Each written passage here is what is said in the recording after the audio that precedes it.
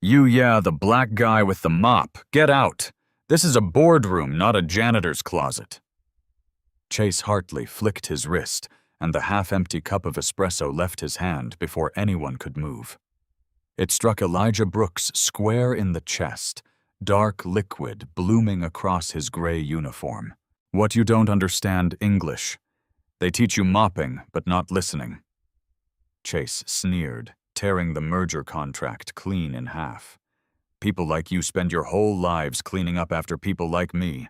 So clean and get out. Elijah didn't move. Chase leaned in, voice dripping with contempt. My father should have thrown out the trash 30 years ago. Guess it's on me to finish the job. 40 executives stared at the table. Nobody dared to breathe. Elijah Brooks did not flinch.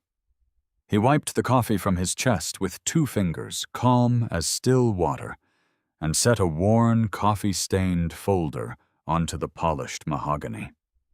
He slid it toward the center of the table. Across the room, board member Daniel Crane went pale. His glass slipped from his hand and shattered, because Daniel knew exactly what that folder held and what it would do to every man in that room. Before we go further, don't let this story slip past you.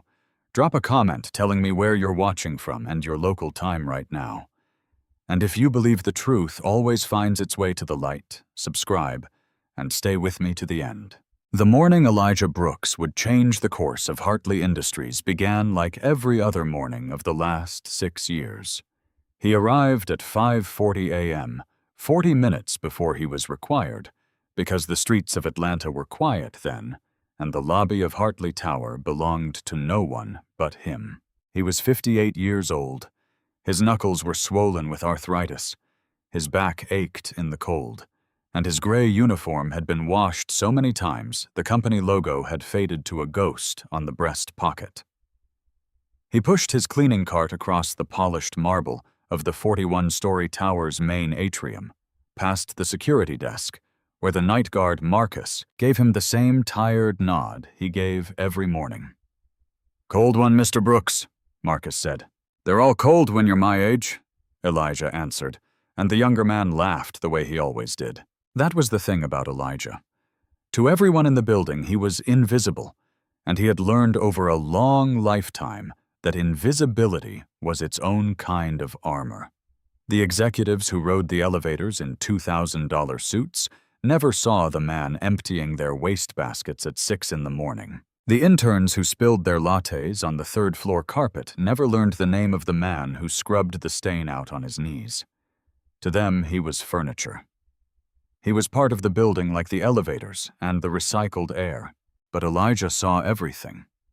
He saw which executives stayed past midnight when their marriages were falling apart. He saw which junior analysts cried in the stairwells before their performance reviews.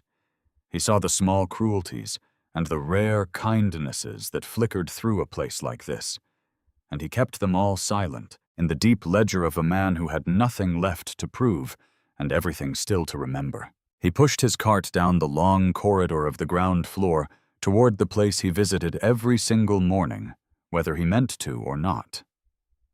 The Hartley Innovation Gallery. It was a wide, museum-like hall, lined with glass cases and backlit panels built to impress visiting investors and journalists. It told the story of Hartley Industries, how a small Georgia battery company had risen in 3 decades into a $4 billion empire in clean energy storage. At the center of the gallery, beneath a spotlight, sat the company's crown jewel, a sleek prototype labeled the Hartley Cell, the breakthrough that changed American energy, 1994. Elijah stopped his cart. He always stopped here. He looked at the prototype behind the glass at the precise lattice of the thermal regulation core, the elegant little solution that had let the cell run cooler and longer than anything its competitors could build. He looked at it the way other men looked at photographs of children they no longer spoke to. Beside the prototype, a brushed steel plaque listed the names history had chosen to honor. Walter Hartley, founder. Daniel Crane, Chief Engineer Architect of the Hartley Cell. Elijah's name appeared nowhere in that gallery. Not on the plaque. Not in the timeline. Not in the leather-bound history sold in the gift shop on the mezzanine. He pulled a soft cloth from his cart, and as he did, every morning wiped a thin film of dust from the top of the display case. His reflection floated in the glass, an old man in a faded uniform, polishing the monument built on top of his own buried life. Then he tucked the cloth away, gripped the handle of his cart, and pushed on. He did not let himself linger. Lingering was a luxury, and bitterness was a poison he had long ago decided he would not drink. By 7:30, the tower had filled with the day's noise heels clicking on marble elevators, chiming the low electric hum of 3,000 people pretending the work they did was the most important work in the world. Elijah had moved up to the 14th floor restocking supply closets when his radio crackled. "Brooks, you copy?" It was Sandra, the facilities supervisor. "Copy. I need you up on 40. Now." Elijah paused, cloth in hand. 40 was the executive floor, the boardroom floor. In 6 years, he had cleaned it only after hours, when it was empty. He had never once been called up there during the business day. "40's not on my morning route," he said carefully. "I know it's not." Sandra's voice had a strange tightness to it. "There's a spill in the main boardroom. Big one. Coffee service tipped over the credenza, and it's running into the floor outlets. They've got the merger vote starting, and they want it handled before it shorts something out. They asked for someone immediately." Elijah looked down the long corridor of the 14th floor toward the elevator bank that would carry him up to the place where the men who owned his life's work were about to vote on the future of the company. "They asked for someone," Sandra repeated. "I'm asking you." For a long moment, Elijah said nothing. Something old and quiet turned over in his chest. Not quite a feeling, more like the shifting of a stone that had sat in one place for 30 years. He thought of the folder in the bottom of his cart, the one he had carried with him every day for the last 4 months, waiting for a reason. He thought of a young man named Tyler lying in a hospital bed across town with 3 crushed fingers, and a story nobody upstairs wanted told. "I'm on my way," Elijah said. He set down his cloth, reached beneath the cart's lower shelf, and ran his thumb once across the worn cardboard edge of the folder. Then he turned his cart toward the elevators and pressed the button for the 40th floor. The 40th floor smelled like money-leather fresh coffee and the faint ozone tang of too many screens running at once. The boardroom occupied the entire northeast corner, wrapped in floor-to-ceiling glass that looked out over the whole glittering sprawl of Atlanta. A table of black mahogany ran the length of the room, long enough to seat 30, and this morning every seat was full. This was the most important day in the company's modern history. At 9 o'clock sharp, the board of Hartley Industries would vote on a $4.2 billion merger with Voss Energy, a deal that would make Hartley the largest grid storage company in North America. The lawyers had been working for 11 months. The press release was already written. The only thing left was the vote. At the head of the table sat Chase Hartley. He was 44 years old, lean and immaculate, in a charcoal Tom Ford suit, his jaw set in the permanent half-clench of a man who had never once been told no. He had inherited the company from his father, Walter, 6 years earlier, and in that time he had developed a reputation across the Atlanta business world for 2 things: an instinct for deals and a temper that had ended careers over smaller things than a misplaced comma. Chase did not build the empire. He had been 10 years old when the Hartley cell changed everything. But he had spent his entire adult life believing the empire was his by blood and brilliance, and he had never once examined the foundation he stood on. Why would he? The foundation had always held. "We're 4 minutes out," Chase said, scrolling through the final term sheet on his tablet. When Voss's people dial in, I want this room sharp. No coffee cups, no clutter, nothing that says we're anything less than the most valuable energy company in this country. He glanced up at the credenza along the wall, where an overturned carafe had sent a dark river of coffee creeping toward the floor outlets. And somebody get that cleaned up before it sets the building on fire. That was the moment the door opened, and Elijah Brooks pushed his cart into the room. The conversation didn't stop exactly. It thinned. A few heads turned. An old black man in a faded gray uniform was not what anyone at that table expected to see in the final minutes before a $4 billion vote, and the strangeness of it rippled down the room like a dropped stitch. Elijah ignored all of it. He had a job, and the job was the spill. He wheeled the cart to the credenza, knelt with the slow care of a man whose knees had carried too much weight for too long, and began laying down absorbent pads along the path of the coffee before it could reach the outlets. One man, though, did not look at Elijah with curiosity. Daniel Crane sat 3 seats down from Chase, 60 years old now, soft and gray and rich. He had been Walter Hartley's right hand 30 years ago, and for 3 decades the world had called him the architect of the Hartley cell. He had given the speeches. He had accepted the awards. He had let the lie grow around him like rings around a tree, until he had almost come to believe it himself. But Daniel Crane had not forgotten the face of the man whose work he had stolen. And when he looked up and saw Elijah Brooks kneeling on the boardroom floor, the blood drained from his cheeks. He set down his pen with a hand that had begun very slightly to shake. Chase noticed the old man, too. And to Chase Hartley, the sight of a janitor in his boardroom, 4 minutes before the most important vote of his life, was not strange. It was an insult. "What is this?" he said loud enough that the room went quiet. "Who let the help in here right now?" "Facilities, Mr. Hartley," Elijah said evenly, not looking up from his work. "Spill on the credenza. It's running toward the outlets. 2 minutes and it's done. 2 minutes. Chase let out a short, disbelieving laugh and looked around the table for an audience. "I've got Voss energy dialing into this room in 3 minutes, and I've got a man with a mop bucket squatting on my floor." He leaned back in his chair. "You, what's your name?" "Elijah Brooks." "Elijah." Chase said it slowly, tasting the contempt in it. "Here's what's going to happen, Elijah. You're going to leave that cart, leave that bucket, and walk out the door you came in. I don't care if the whole floor floods. I am not closing the most important deal in this company's history with a janitor in the corner making us look like a garage startup." A few executives shifted uncomfortably. One young woman near the end of the table opened her mouth as if to say something, then thought better of it, and looked down at her notes. Elijah set the last absorbent pad in place.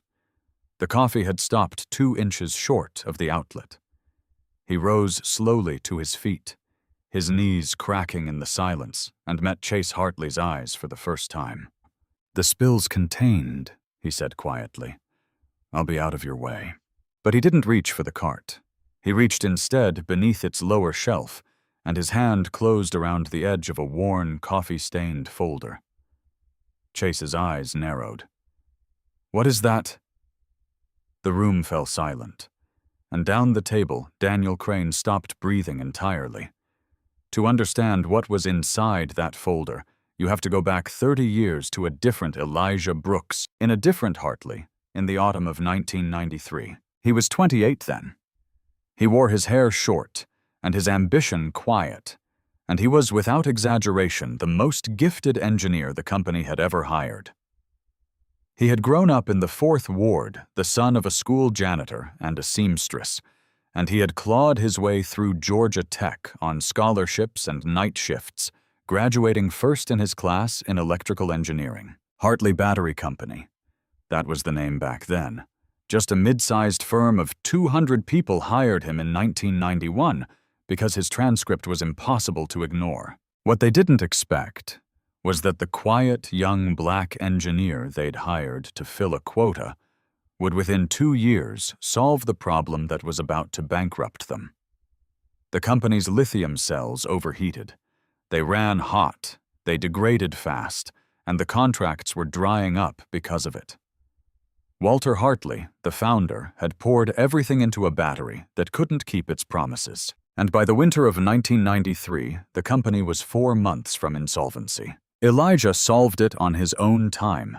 Working nights in the back of the lab, he designed a thermal regulation lattice, a delicate internal structure that pulled heat away from the core and let the cell run cooler and longer than anything on the market. He built the first prototype with his own hands. He filed the lab notebooks dated and signed every page, and on a Tuesday morning in February 1994, he carried his design into the office of Walter Hartley and Daniel Crane and laid it on the table, certain it would change his life. It changed everything. Just not for him. Elijah remembered the meeting the way you remember a car accident, in fragments too bright and too slow. He remembered Walter Hartley turning the prototype over in his hands. He remembered the long silence. He remembered Daniel Crane, then 40, leaning forward and saying in a careful voice that this was very promising work, but that the company would need to own the IP outright before it could move forward. And then he remembered the part that had lived in his chest for 30 years. "You have to understand how this looks, son," Walter Hartley had said, not unkindly, which somehow made it worse. "We're about to take this to General Motors, to Ford, to the Department of Defense." He set the prototype down. "These are men who shake hands on golf courses. They are not going to believe that the breakthrough came from—" He paused, choosing the word. "And from a young man with your background. They'll think it's a gimmick. They'll think we're not serious." "It's my design," Elijah had said. His voice, he remembered, had been very quiet. "It's the company's design," Crane corrected. "You did it on company premises on company equipment. Legally, it belongs to Hartley." He slid a single sheet of paper across the table. "Sign this, take the bonus, and there's a future for you here. A good one. Lab tech, maybe a supervisor role down the line." The bonus was $4,000. The paper assigned all rights to the company and named Daniel Crane as the design's principal engineer of record. Elijah did not sign it. He stood up and he walked out, and he told himself the truth would protect him. It did not. Within 6 weeks, the patents were filed in the company's name, with Crane listed as inventor. Within 6 months, the Hartley cell had landed a defense contract worth $11 million. Elijah's lab access was quietly revoked. His project files were reassigned. When he complained to HR, he was written up for insubordination. When he hired a lawyer, the lawyer looked at the company's signed employment agreement, the one Elijah had signed at 26, without reading the IP clause, and shook his head. "They own everything you make on their clock," the lawyer said. "I'm sorry, son. They built the cage before you ever walked in." By the end of 1994, Elijah Brooks was gone, pushed out with a reference letter and a severance check watching from the outside as the company that had erased him swelled into an empire. Over the next 30 years, he watched the Hartley cell go into electric cars, into hospitals, into satellites. He watched Daniel Crane accept an industry medal on a stage in Washington. He watched the company's revenue climb past $1 billion, then 2, then 4. And he watched his own life shrink. He drifted between engineering jobs that never quite worked out references. It turned out traveled in whispers. His wife Carol stood by him through the worst of the bitterness, and then the bitterness took her too, in a way. She died of a stroke at 51, in a small house they were behind on, and Elijah, grieving and broke, took the only steady work he could find with health insurance, janitorial, for a contractor. whose biggest client was a 41-story tower in downtown Atlanta. He had not planned it. The assignment to Hartley Tower had come down through 3 layers of subcontractors, a coincidence so cruel it almost made him laugh. For the first year, he told himself he would quit.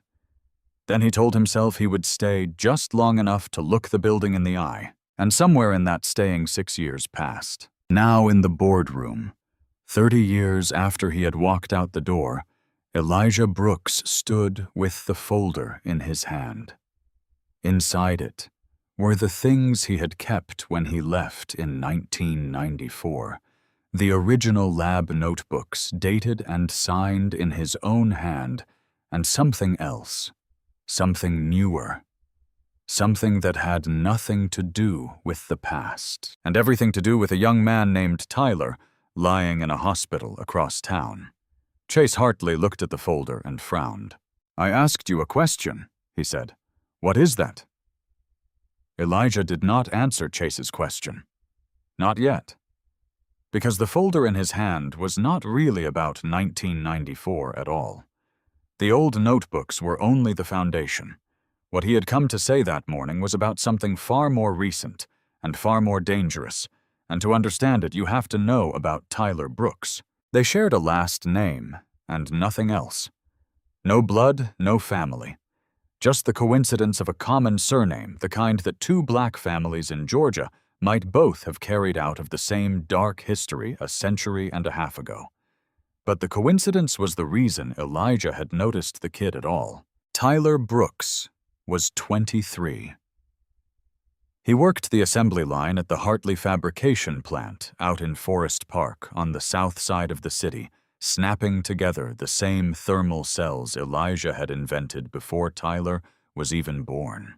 4 months ago, Elijah had been emptying the recycling bins on the 22nd floor, the floor that held the company's quality assurance department, when he saw the name on a discarded incident report. Brooks T. hand injury. Line 4. He almost let it pass. Then he read the rest. The report described a malfunction in the newest generation of the Hartley cell, the VI-9, the very product at the center of the Voss merger. Under certain charging loads, a flaw in the thermal lattice.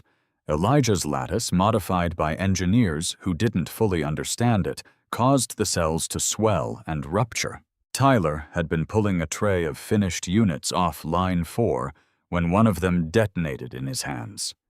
3 fingers crushed and burned. 18 years old worth of dexterity gone in a single afternoon. But that was not what made Elijah stand frozen between the recycling bins with the report shaking in his hand. What made him freeze was a single line stamped in red across the top of the page by someone in Q, a do not escalate. Containment per CH directive, pending Voss close, CH, Chase Hartley. The company knew. They knew the V9 had a defect that could maim the people building it, and worse, that could fail in the field, in cars, in homes, in hospitals.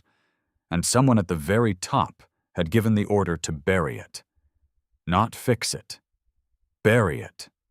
Long enough to get the merger signed, the contract closed, the $4 billion in the bank, before the problem could spook Voss Energy out of the deal. Elijah understood in that moment exactly what he was looking at. He had spent his whole life around men like Chase Hartley. He knew how the math worked in their heads.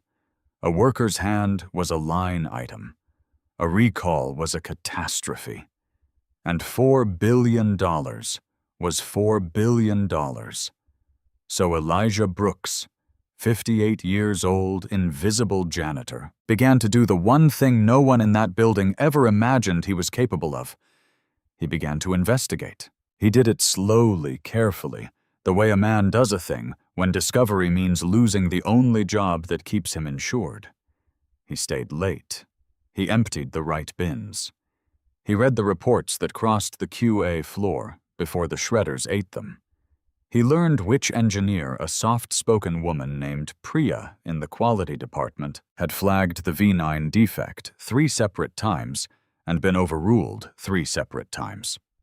He learned that she had started keeping copies because she was frightened because she had a conscience and a family and could not decide which to protect. And one night in the fourth-floor break room at 11 p.m., Elijah Brooks and Priya Sharma, the engineer and the janitor, the two people in that whole tower, the powerful, had decided did not matter, sat across a plastic table and decided to matter anyway. "If I send this up the chain, I'm done," Priya had said, her voice low. "They'll bury me with it. I have a daughter." "I'm not asking you to send it up the chain," Elijah said. "I'm asking you to give it to me." She had stared at him, the old man with the cleaning cart, the man she had passed 100 times and never once seen. "Why would they listen to you any more than to me?" And Elijah Brooks had almost smiled. "Because 30 years ago," he said quietly, "I built the thing they're trying to bury, and I can prove it." Over 4 months, the folder filled. Tyler's incident report. Priya's 3 flagged warnings. The internal email chain with Chase's initials on the containment order. Photographs of the ruptured V9 cells. And underneath it all, the foundation, the original 1994 lab notebooks, signed and dated in Elijah's own hand, proving that the very technology Chase was about to sell for $4 billion had been invented by the man he was now ordering out of the room. Elijah had not known when he would use it. He had told himself he was waiting for the right moment, but the truth was he had been afraid. Afraid of losing his job. Afraid of what one old man could really do against an empire. Afraid that he would open the folder and the world would look away the way it had looked away in 1994. Then this morning the radio had crackled, and Sandra had said 40, and Elijah had understood that some doors only open once. He looked at Chase Hartley now across the gleaming table, and he felt the fear in his chest go very still. "This," Elijah said, lifting the folder slightly. "This is the reason you're going to want everyone in this room to sit back down." For a moment, Chase Hartley simply stared. Then he laughed, a short, sharp bark that bounced off the glass walls. "Did you—" He looked around the table, incredulous, inviting the room to share the joke. "Did the janitor just tell me to sit down in my own boardroom?" He shook his head and reached for the phone console at the head of the table. "Okay, we're done. This is exactly the kind of thing that happens when you let people forget their place." He stabbed a button. "Security, boardroom 40. I need a man removed, now." A crackle, then a voice. "On our way, Mr. Hartley." Chase set the phone down and folded his hands, looking at Elijah with the lazy satisfaction of a man watching a problem solve itself. "You're going to be escorted out of this building, Elijah, and then you're going to be fired. And then if there's anything in that little folder of yours that belongs to this company, you're going to be sued for taking it." He smiled.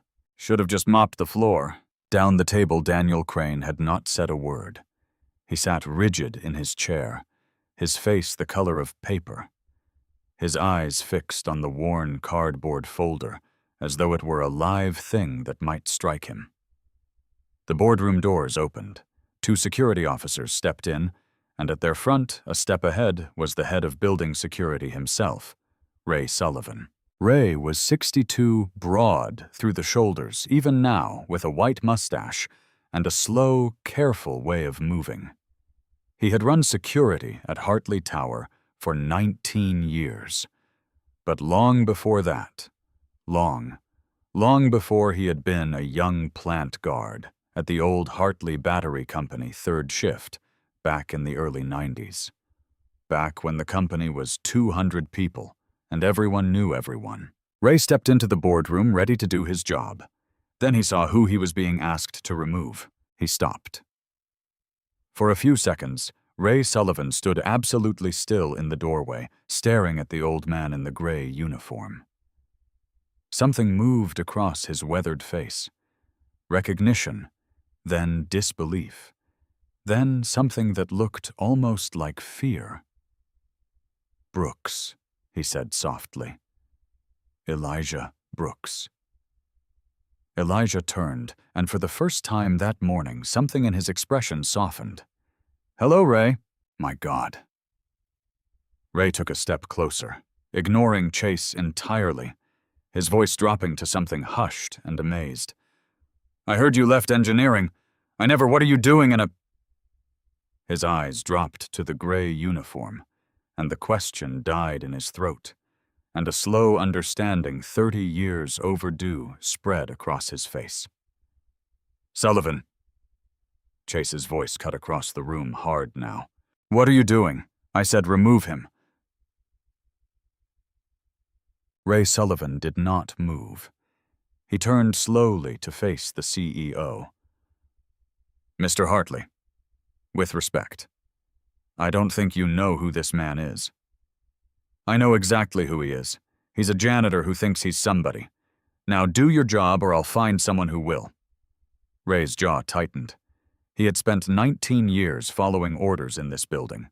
He had a pension 2 years from vesting, a wife with medical bills, every reason in the world to take Elijah Brooks by the elbow and walk him quietly to the elevator. He thought about it. You could see him think about it. And then Ray Sullivan, 62 years old, looked at the man whose work he'd watched get stolen 3 decades ago, and he made a different choice. "No, sir," Ray said. The room went utterly silent.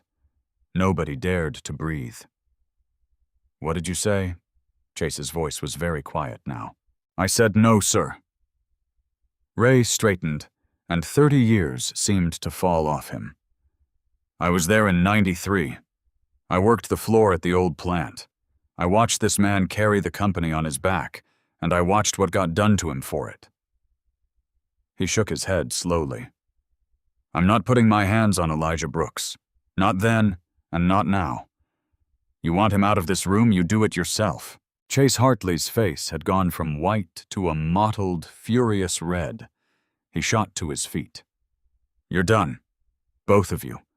Fired as of this second, Mr. Hartley." It was the young woman near the end of the table, the one who had almost spoken earlier. Her name was Andrea Vance, the youngest member of the board, and her voice shook, but did not stop. "Maybe we should hear what's in the folder. We are 4 minutes from the most important vote in this company's. Then 4 more minutes won't kill us." Andrea looked at the folder, then at the bloodless face of Daniel Crane, then back at Chase. "Daniel's about to pass out. The head of security just refused a direct order rather than touch this man. Don't you want to know why?" A murmur moved down the table. Eyes shifted. The certainty that had filled the room 4 minutes ago was draining out of it, replaced by something sharper and more dangerous curiosity. Chase looked around at his board and understood too late that he had lost control of the room. Elijah Brooks waited until the silence was complete. Then, with the unhurried calm of a man who had carried this moment in his chest for 30 years, he set the folder flat on the gleaming mahogany table. He opened the cover.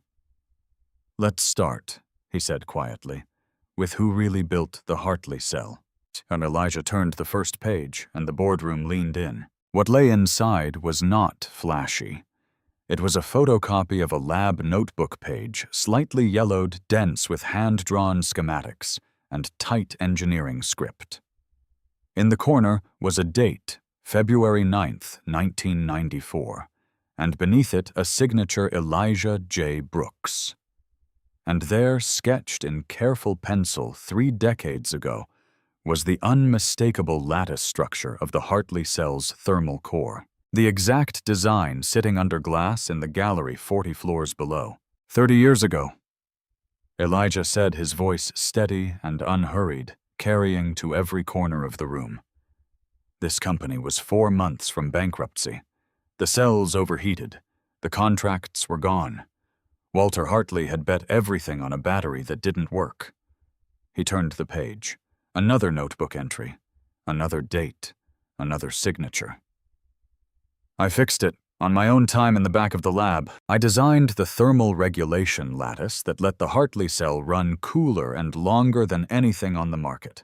I built the first prototype with these hands. Le sommet. He looked up, and his eyes found Daniel Crane. And then 2 men in a room told me that customers wouldn't believe a breakthrough could come from someone who looked like me. So they took my name off it, put another man's on, paid me $4,000, and pushed me out the door. Every head in the room turned slowly toward Daniel Crane. Crane's mouth opened. For 30 years, he had been the architect of the Hartley cell. He had said it so many times in so many interviews on so many stages that the lie had worn a groove in his soul. He reached for it now out of pure reflex. This is... His voice cracked. He tried again. This is absurd. Anyone could have drawn those after the fact. There's no proof these notebooks are from... The notebooks are originals, Elijah said calmly. Bound and serial stamped by the company's own document office in 1993 and 94. The serial numbers are logged in the old plant records. You can authenticate them in an afternoon. He let that sit. But you don't need an afternoon, Daniel, because you were in the room. You slid the paper across the table yourself. $4,000 and a signature line that named you principal engineer of record. He tilted his head. Do you remember what you said to me? You said they built the cage before you ever walked in. No, that was my lawyer. You said there's a future for you here. A good one. What? The silence in the room had a texture now. You could feel it pressing on the glass. Andrea Vance picked up the photocopied notebook page with careful fingers, studied the date, the signature, the schematic. She looked up at the older engineers seated along the table, men who had been at the company 25 years, who knew the Hartley cell's architecture better than they knew their own children. Is this the lattice? She asked them quietly. Is this our thermal core? One of them, a gray-haired VP of engineering named Tom Dubian, took the page. His hand was not quite steady. He looked at it for a long moment. Yes, he said. That's it. That's the core geometry. Exactly. He looked at Elijah, then at Crane, and something terrible dawned in his face. Daniel, you told me you sketched this on a napkin at a conference in San Diego. You told that story at my retirement dinner for Walter. Crane said nothing. There was nothing left to say that the room would believe. Chase Hartley had been standing this whole time, and now he sat down slowly, as though his legs had decided it for him. He was not a stupid man. Cruel, arrogant, careless with other people's lives, but not stupid. And he could see with the cold clarity that had always served him in a deal exactly what this meant. If the notebooks were real, and the head of his own engineering division had just authenticated them in front of the board, then the foundational patent of the Hartley cell, the patent every other Hartley product, descended from the patent at the very heart of the $4 billion Voss merger, had been obtained through fraud. Inventorship fraud. The kind that could unravel a patent entirely. The kind that, if it surfaced during merger due diligence, would send Voss Energy's lawyers running for the exits and their auditors running for the regulators. Everyone needs to stop talking, Chase said. His voice had changed. The contempt was gone, replaced by something tight and calculating. Right now. Nobody says another word about this outside this room. He looked at Elijah, and for the first time he looked at him not as a janitor, but as a threat. What do you want? Money. Is that what this is? You want a number? Fine. Let's talk about a number privately and make this go away. And there it was, the moment the room had been bending toward. The CEO of Hartley Industries offering to buy the silence of the man he had thrown coffee at 4 minutes ago. Elijah Brooks looked at the outstretched hand of the offer and felt no temptation in it at all. He had waited 30 years. He had not waited for a check. You think this is about what they did to me in 1994? Elijah said softly. He shook his head. I made my peace with 1994 a long time ago. His hand moved to the folder again, to the pages beneath the notebooks. The newer pages, the photographs, the red-stamped report. But there's a young man named Tyler in a hospital bed across this city with 3 fingers gone. And what you did to him, mister, hardly happened 4 months ago. He turned the page. And that one, Elijah said, isn't past the statute of limitations. The page Elijah turned to was not yellowed with age. It was crisp, recent, printed on the company's own letterhead. At the top, stamped in red, were 6 words that changed the temperature of the room. Do not escalate. Pending Voss close. This is an internal incident report, Elijah said. Dated 4 months ago. It documents a structural failure in the V9 cell, the newest version of the product you're about to sell to Voss Energy for $4.2 billion. He laid a photograph beside it, a ruptured battery cell, blackened and split open like a burst seam. Under high charging loads, the V9 swells and ruptures. The thermal lattice was modified by engineers who didn't understand why the original geometry worked. They cut a tolerance to save 11 cents a unit, and the cells started failing. He set down a second sheet, then a third. These are 3 separate warnings filed by a quality engineer in this building over a period of 2 months. Each one flagged the defect as a safety risk. Each one was overruled. He looked up. The young man I mentioned, Tyler Brooks, was pulling a tray off the line in Forest Park when one of these detonated in his hand. He's 23. He'll never use 3 of his fingers again. The room had gone very quiet. Andrea Vance had her hand over her mouth. Accidents happen on assembly lines, Chase said, but his voice had lost its edge. That's what insurance and OSHA filings are for. You can't pin a line accident on... I'm not pinning it on the line. Elijah laid down one final page. An email. And at the top of the chain, the sender's initials attached to the order that had sent 3 warnings into a drawer, CH. Containment per CH directive. Pending Voss close. He let the silence stretch. Those are your initials, Mr. Hartley. That's your directive. You knew the V9 was failing. You knew it was hurting the people building it, and you knew it could fail in the field, in cars, in hospitals, in homes, and you decided to hide it, not fix it, hide it, just long enough to get the merger signed and the money in the bank before anyone found out. Every board member at that table was now staring at Chase Hartley, because they understood what Elijah understood. A line accident was a liability, but a CEO who knowingly concealed a safety defect to push through a merger, who let a fraudulent product reach the due diligence table that was not liability. That was securities fraud. That was conspiracy. That was the kind of thing that ended not just careers, but freedom. You doctored these, Chase said, and now there was real fear under the words. These are forgeries. This man broke into restricted files, he stole company property. He's a disgruntled ex-employee with a 30-year grudge, and there's a witness, Elijah said.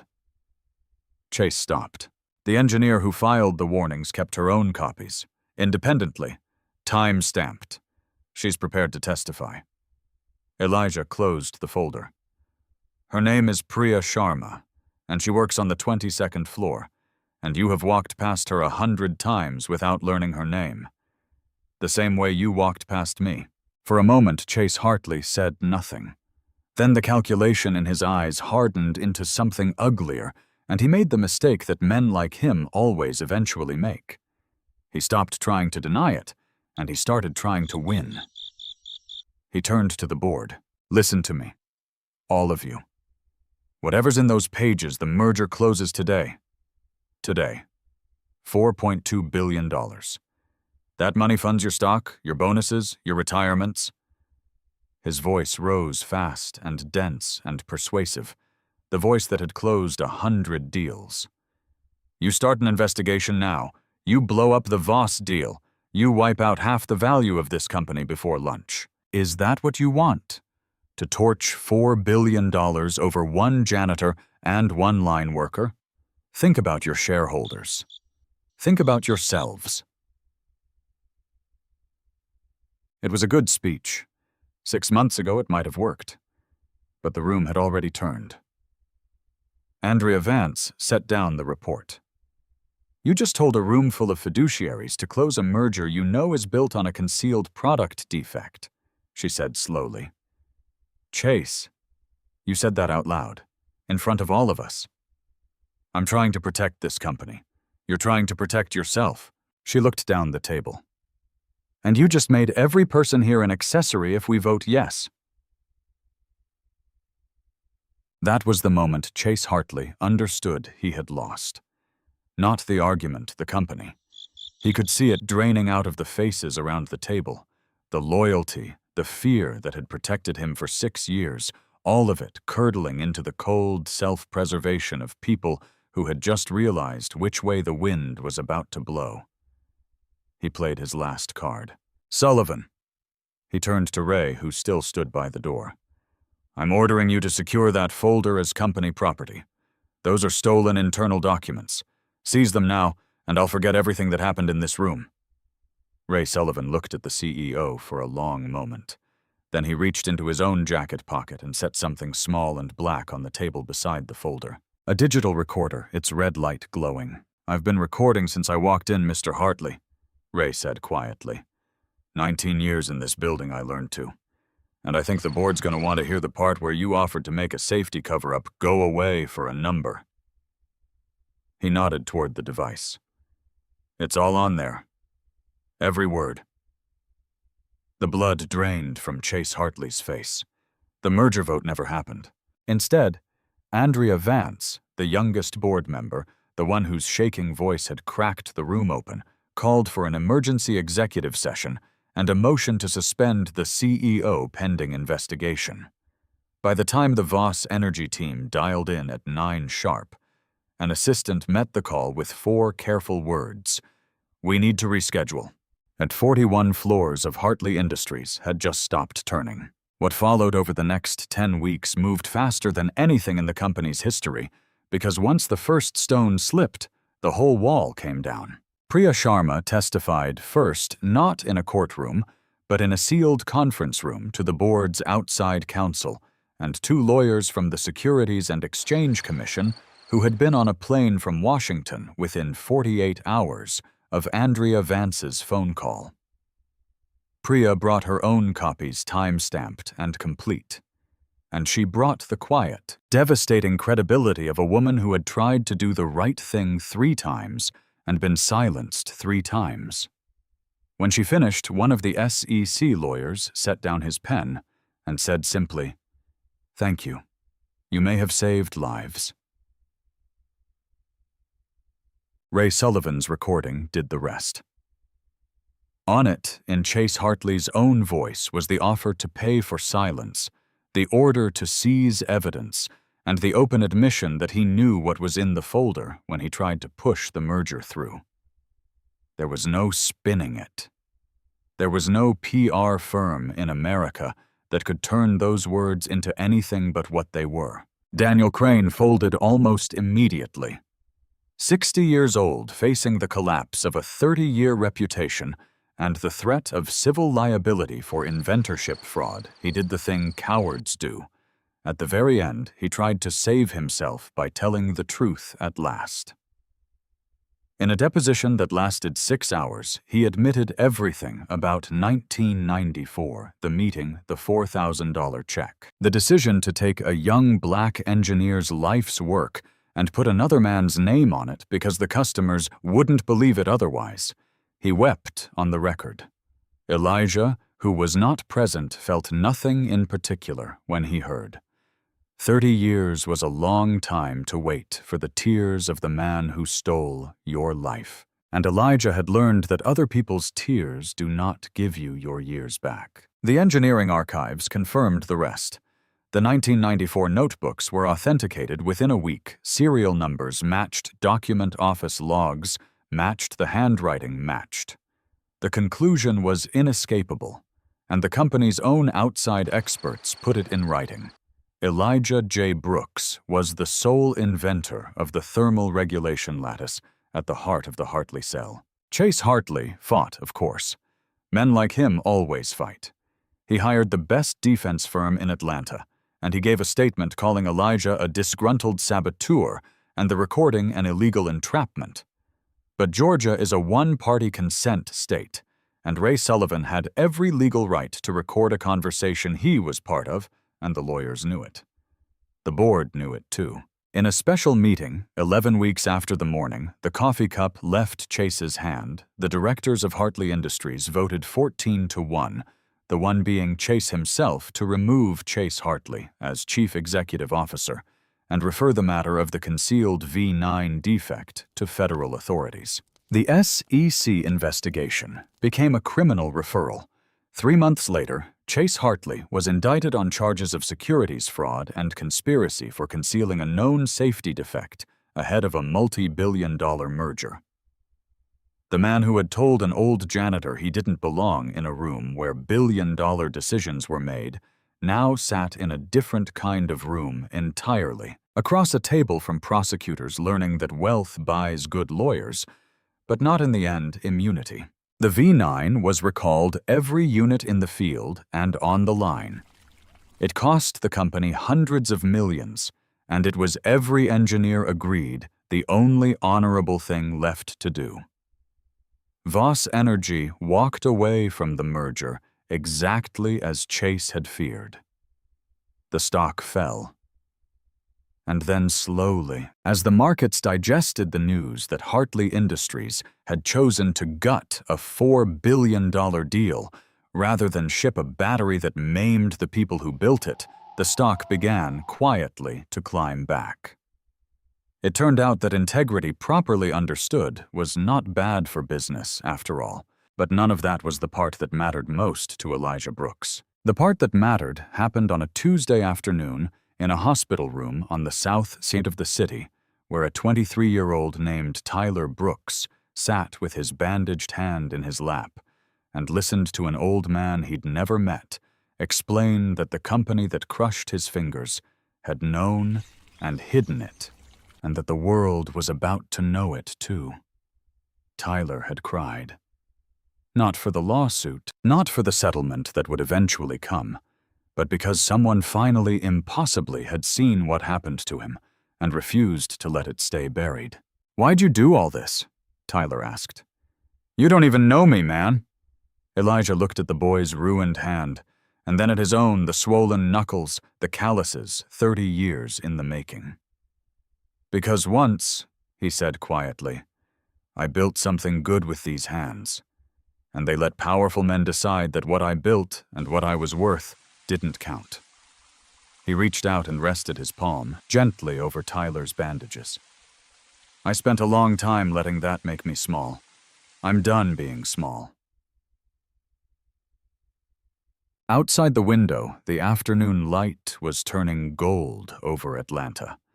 The settlement, when it came, made the local papers and then the national ones. Hartley Industries, under new leadership with Andrea Vance, elevated to interim CEO, and a board chastened into something resembling conscience, did not fight Elijah Brooks. They had no ground left to fight on. Their own experts had already certified the truth. What they offered after 30 years was not just money.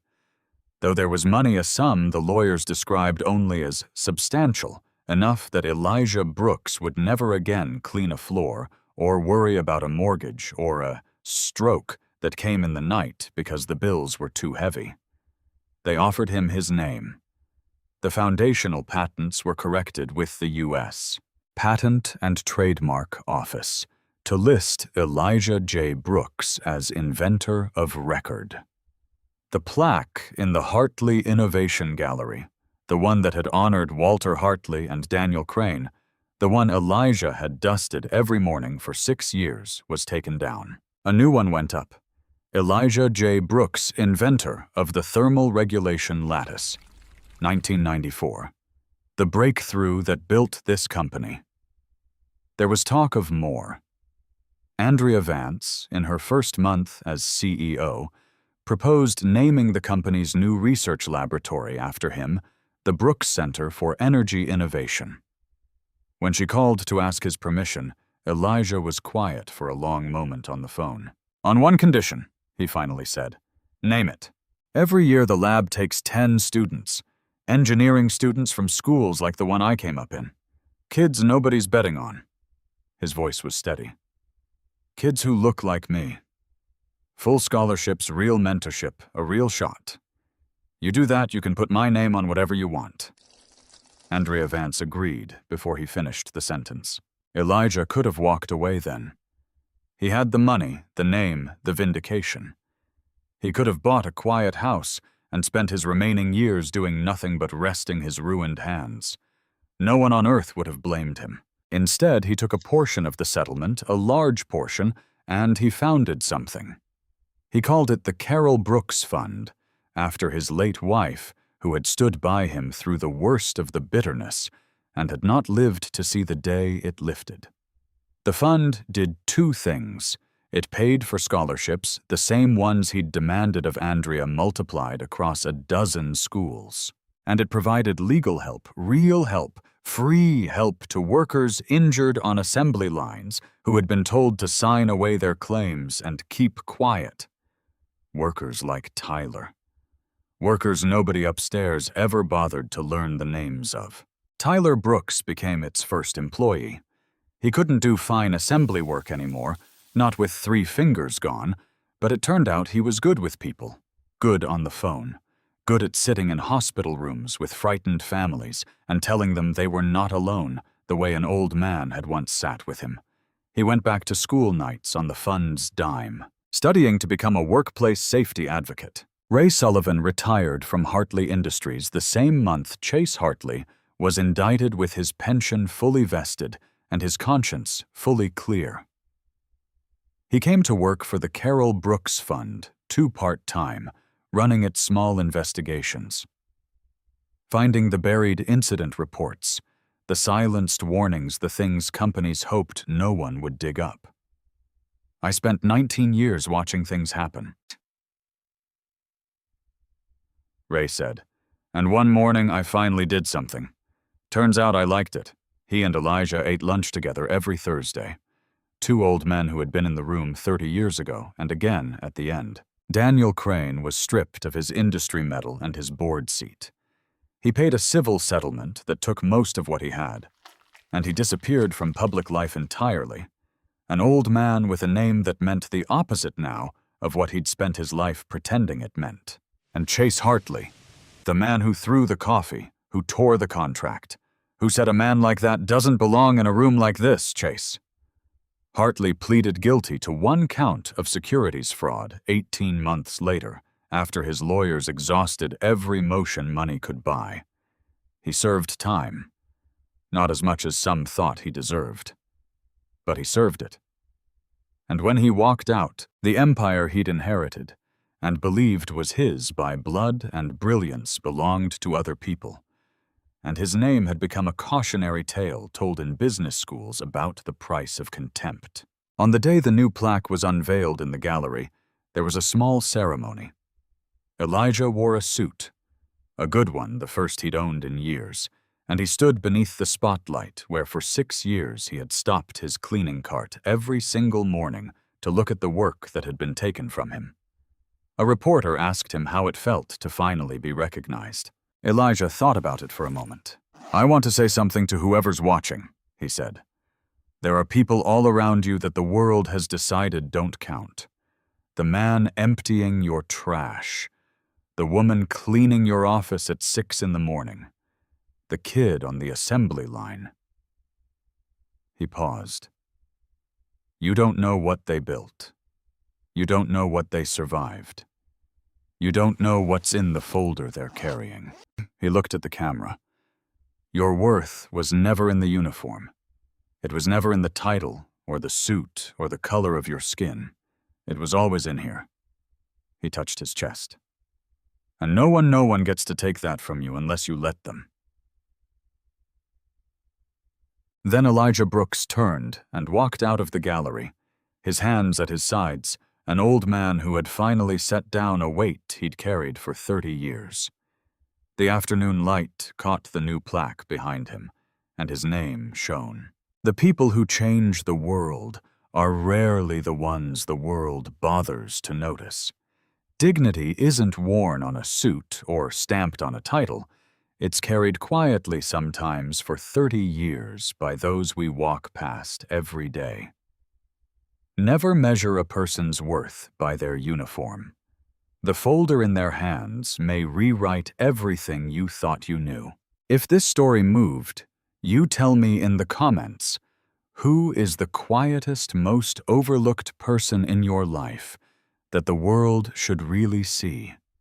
And if you believe the truth always finds its way to the light, subscribe and stay, because the next story is one you won't want to miss.